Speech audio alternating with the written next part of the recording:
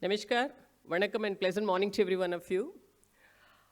I'm extremely happy to be a part of this World Hydrogen Summit, wherein people are being recognized for the kind of contribution they made or they are making, and they are expected to continue in the coming days also to contribute, especially in the direction of ensuring green hydrogen, not only in the country, but also in the global level.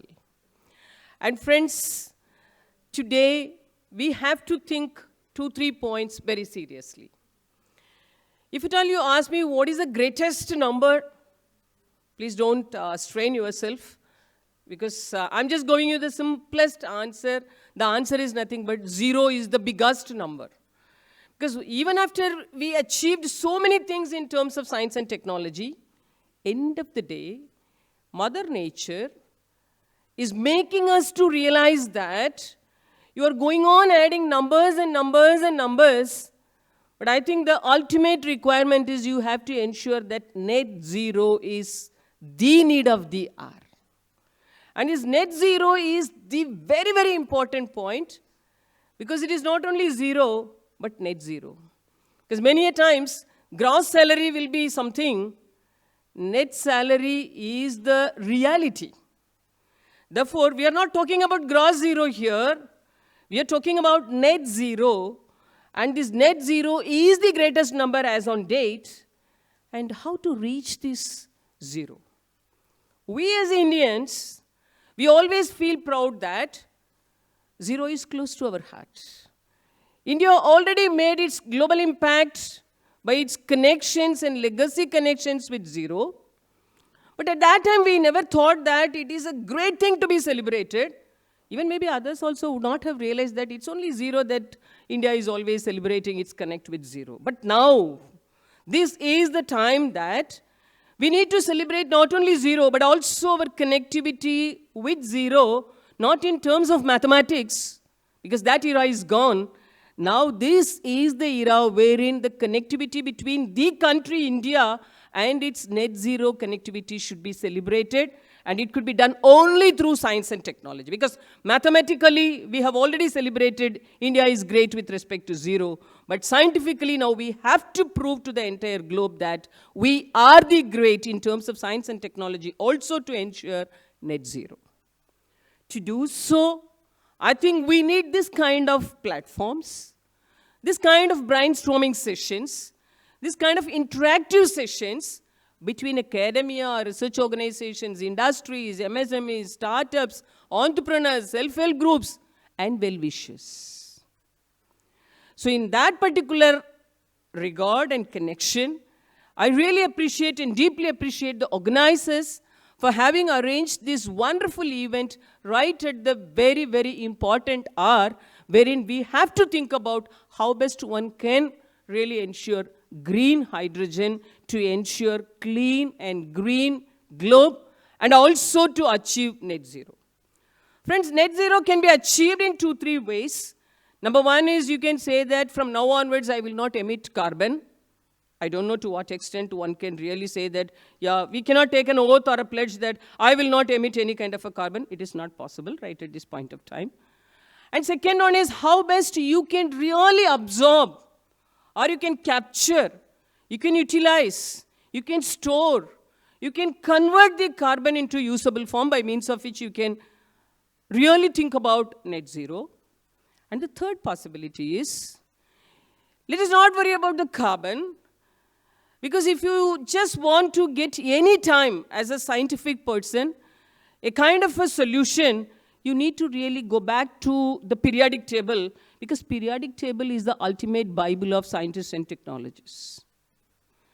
So the periodic table clearly says that once to achieve the net zero, we were thinking about how best we can reduce carbon, because the atomic number is 6. Then slowly we thought that, okay, we can go with e-mobility. Then we started talking about lithium batteries. So again, we moved from atomic number 6 to atomic number 3. We thought that lithium is the candidate. Even today, lithium is the candidate. So 6 to 3. But 3 is also not close to 0. So which is close to 0? 1 is only close to 0. So 1 is nothing but hydrogen. So the atomic number is 1. So slowly now we realize that through 6 also you can touch upon 0. Through 3 also you can touch upon 0. But it is rather easy and it is logical and it should be made possible that from number 1 to reach 0 is the need of the hour, because even in the IT field also we are depending upon only 2 numbers, which is 0 and 1. So here also to reach 0 you have to attack hydrogen, and this is where hydrogen assumes importance not only from the periodic table but also from the practical reality viewpoint. So friends, how to really take hydrogen into task? There are a number of hydrogens. I used to fondly say that hydrogen is one particular, now also I have to define one more thing, whether to call hydrogen as element, or to call hydrogen as gas, or to hydrogen as energy, or to call hydrogen as a fuel. But I think whatever I say, it is correct. So in whichever name you call hydrogen, it is the appropriate and the suitable way of making and calling hydrogen in its right version. So whichever way you assume hydrogen, this is the hour we have to now think about hydrogen, how best we can produce hydrogen, how best we can use the generated hydrogen for its practical application, and above all, how best you can store the hydrogen also very effectively, without which how much ever hydrogen which is generated, if it is not utilized properly and if it is not stored perfectly, I think again we are not going to do justice. And so friends, so thoughtfully, very, very thoughtfully, country has announced National Hydrogen Mission. So National Hydrogen Mission, again we have 3 major verticals. So one vertical takes care of how best hydrogen could be generated. As all of you know, hydrogen could be again generated in different ways. You can start from electrolyzer. Even in electrolyzer, you have 2-3 choices. You can think about proton exchange membrane electrolyzer, PEM electrolyzer. You can think about anion exchange membrane electrolyzer, AEM electrolyzer. You can think about simplest form of alkaline electrolyzer. And whichever way you think about, the next question that will come from the other end is, ma'am, whichever way we go, the electrolyzers, they require water, and not the ordinary water, the very costly water, and therefore where will we go for the cost economics? Because if it is a $3 per kg of hydrogen, I think that is the target, but originally fixed target is $1 per kg. $1 per kg, when will we achieve? We don't know. At least this $3 per kg, can we just make it reproducible? Can we make it commercially viable? Can we make it economically viable? Can we make it as the perfect standard? I think we need to think about what are the ways by means of which we can think about and arrive at this kind of a number. If it is $3 per kg or $2 per kg or $2.5 per kg, even though the ultimate target is $1 per kg, maybe we may take little more time to reach that $1 per kg. And similarly, another very important thought process that is coming right at this point of time is to produce 1 kg of hydrogen or 1 ton of hydrogen or whatever. How much amount of carbon dioxide you are going to emit again? Because when we talked about e-mobility, many a times my own close friends will come and ask me, ma'am, you are all the time talking about lithium batteries and you say that it is a clean mobility, green mobility, e-mobility, which is LIB-based mobility. But for charging the batteries, again you are going to electricity. So to produce electricity, again in the name of producing electricity, you will be just emitting some amount of carbon dioxide. Therefore, how can you just say that lithium battery is really leading to a green mobility, clean mobility and e-mobility? So we always used to say, no, it is a solar-based charging. So solar charging, EV charging should be supported by solar charging. Now coming back to hydrogen, the same kind of all these challenging questions are to be addressed right at this point of time. But the crux is like during the welcome address, sir was beautifully making a mention. It is not only electrolyzer, but also the electrolytes, the electrodes, the membranes. So where do we have the indigenization as the fullest part of support to think about it in a much more deeper way? So water we can say, okay, but where is the membrane part? And to what extent we are comfortable, and India is fully supported with the indigenous technology for the electrodes also. Do we have complete indigenization for the stack? If so, what is the size of the stack and what is the cost of the stack? And what is the size and the scale on which country is already now ready, by means of which you can talk about the commercialization in a bigger scale in the coming days? Friends, these are the points that we should think about.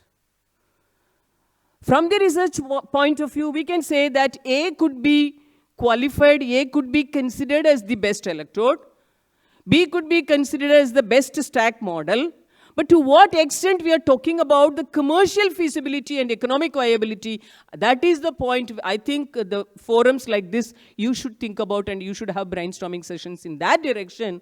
Only then whatever is happening in the laboratory will find its translation, and that will reach not only the pilot scale but also the commercial scale.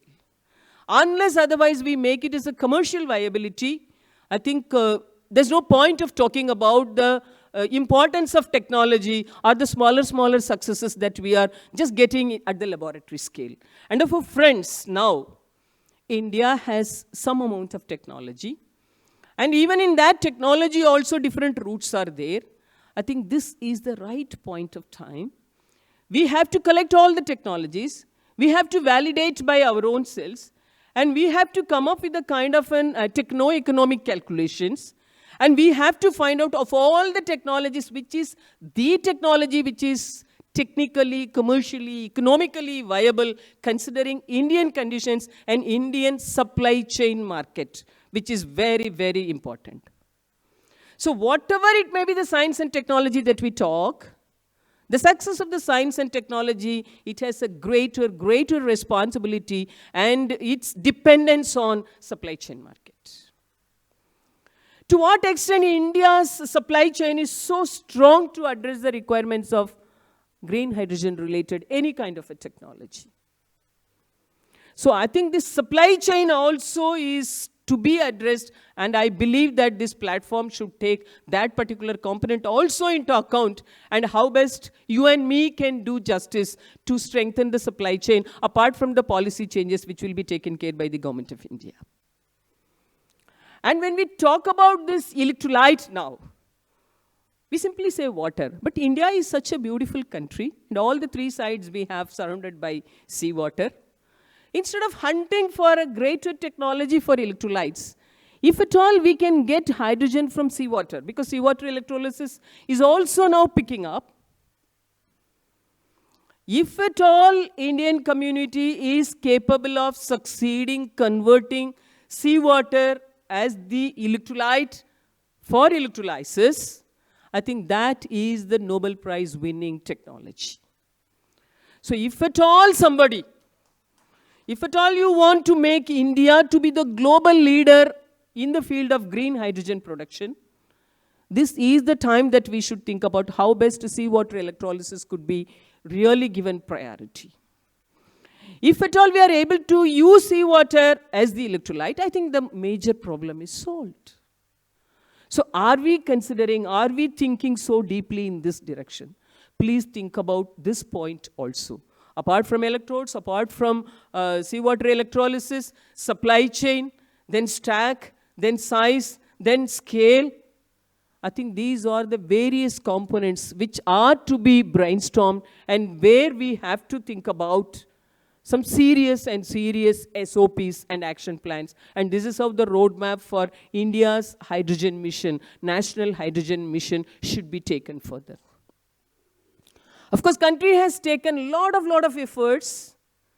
So from one angle, from one vertical, country has already come up with a kind of an announcement that private industries or whomsoever is interested, entrepreneur or MSME, whichever way you are, if at all you are coming up with a very successful technology, and if you really want to practice green hydrogen production, yes, financial support and financial assistance will be given by the Government of India through number of schemes. And under the same scheme, again, there is a possibility for R&D also. But in the name of R&D, many times we just start with, which is known to me And therefore, we just want to strengthen the same vertical with the kind of a legacy or the research background with which I have the kind of a capability and expertise. Without even thinking in that particular direction, we have to start thinking from the other perspective. What is the basic requirement of the country? What is the basic requirement of the globe? And what is Indian scenario today?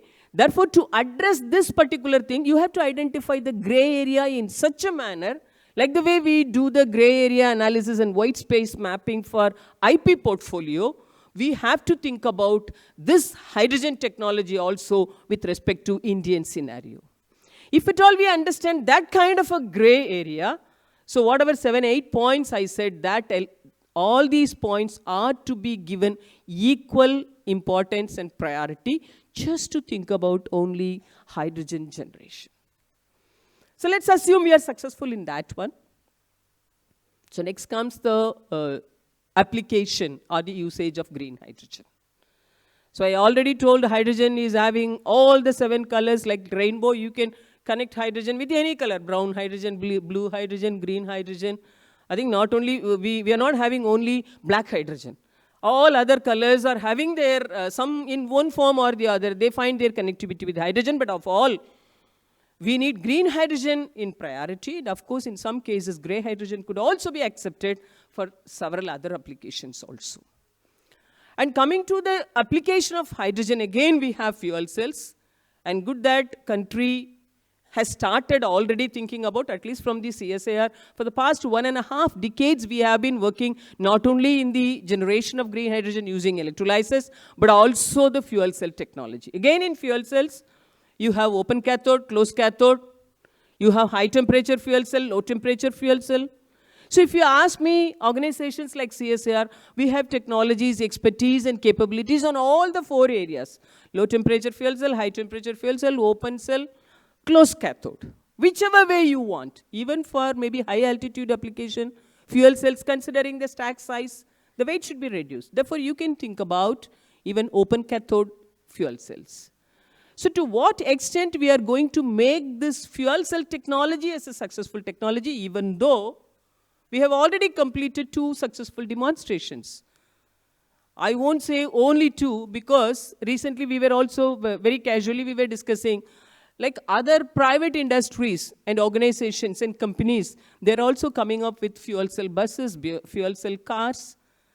But my only concern, and the deep concern is, what is the technology, fuel cell technology, that is being implemented in the country for such kind of mobility? Do we have 100% ownership in that fuel cell technology also? No, friends. Here again, even in fuel cell technology, again, who is making the membrane? Again, this membrane monopoly should be addressed. So with respect to fuel cells, like hydrogen, I already told, if at all the electrolyte related challenges, especially if at all somebody can convert seawater into an electrolyte which is suitable for electrolysis, that is the very crucial requirement. Coming to fuel cells, if at all somebody is able to definitely defeat the monopoly of the membrane in the market through some indigenous technology, I think that is again $1,000 million worth success.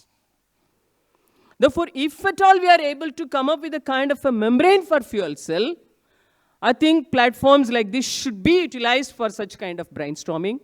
What are the efforts and effects which are needed from the S&T and from the Government of India and from the entrepreneurs?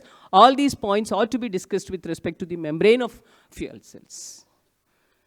And the third important point, so application of hydrogen is over. The third important point is very, very, very, very crucial, which is storage. Because without storage, whatever you talk about generating hydrogen or using hydrogen, I think it will carry no meaning. So for hydrogen storage again, do we have indigenous technology? For type 4 cylinders, as on date, no, friends. Up to type 3 cylinders, we were successful. But type 4 cylinders, where is the technology? And how long we are going to depend upon others for type 4 cylinders again? And how long we are going to get cylinders from elsewhere? And the kind of the geopolitical situations, geopolitical threats, the kind of inconsistency that is happening everywhere in terms of A, B, C, and D, I think we should not take risk in depending upon somebody else for even type 4 cylinders. Type 4 cylinders, we have close to success. Many a times we say that way only. Ma'am, we have done 90%. Ma'am, we have done 95%. But the last 1 mile, that will only require 30 to 40% of additional energy, additional concentration, a different way of thought process, and a kind of working spirit also to complete it from 99 to 100. Always that last 1 mile is the difficulty, the challenge, and that is the decision-making point. And therefore, even in type 4 cylinders, we have not reached even 99. In my opinion, we have reached only 85 to 90. This is what my little knowledge says, that we have reached only up to that particular level. And therefore, friends, hydrogen is now standing before us as a great giant, and it is just throwing number of challenges against us. Not that hydrogen is so complicated thing that one cannot, it is so easy to understand. It is difficult to handle. It is more difficult to make it in the usable form, and it is the challenge to make it as an economically viable part. And therefore, you consider hydrogen as a gas or element or fuel or whatever, energy, because many a times we say hydrogen is the fuel of the future. Hydrogen is a green symbol of the globe. All these slogans are looking so very good. But to what extent we are closer to reality, we have to think about it. To think about this reality, it doesn't get ended by means of this kind of giving address by Kalaiselvi, or just listening to all the brainstorming sessions. No, friends. After all these things, so this is just to give some kind of an idea, or just to give you some kind of motivation that we are not so inferior, or we are not so far away from success. We are very much closer to success.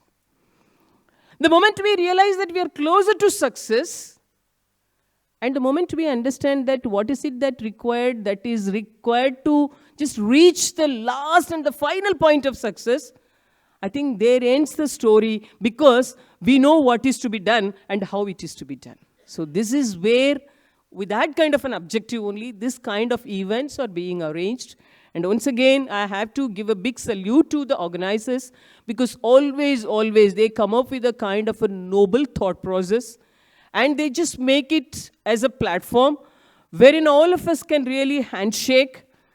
And today we will handshake, and maybe for the coming days, throughout the coming days, we will be hand-holding each other in terms of science and technology. And so, friends, India is such an amazing country. Our scientific fraternity from space science, they have already created a kind of success, and therefore the definition of success is redefined. The bar is now very high. Whatever we do within India, within your organization, or within your state, or within the country, is no longer going to be celebrated to that level. Whatever small thing or a big thing that you do, by means of which, if India will be celebrated in the global scale, I think then only hereafter we will get recognition. So if we want recognition, we have to think at the global scale. But apart from recognition, hydrogen tells us the basic need that it is not a fancy research, it is not a recognition-seeking research, it is the ultimate requirement of the human, just to ensure that we can also live on this earth. We are living, but how long we will be able to live so peacefully? No idea. And therefore, just to ensure, let us start thinking at least in a selfish way. I have to live very peacefully. At least my generations should also live peacefully on this earth. And therefore, I have to do little more justice to Mother Nature in terms of science and technology. Friends, I always used to say, and I'm a strong believer that nature always talks to us. Nature tells us a lot of stories.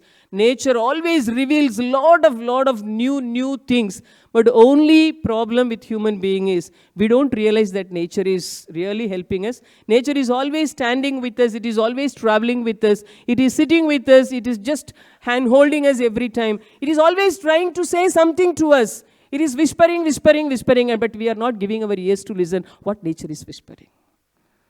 Let us just take some time. Let us talk to nature. Let us try to understand the language of nature. And nature tells us, not in a whispering voice, very loudly now, that, hey guys, this is the boiling point.